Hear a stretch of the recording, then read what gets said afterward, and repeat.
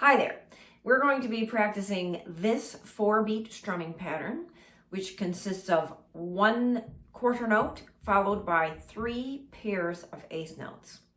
And we're going to be playing this in a straight style. So that means the strums of those eighth notes are going to be perfectly even, going up and down.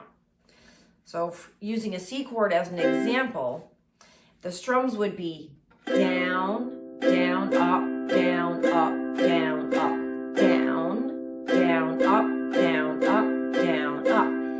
And the count would be 1, 2, and 3, and 4, and 1, 2, and 3, and 4, and.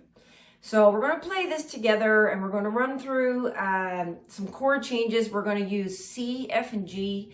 And all you need to do is just look right up here for those chord changes. I'm going to count us in. 1, 2, 3, 4. Down, down, up.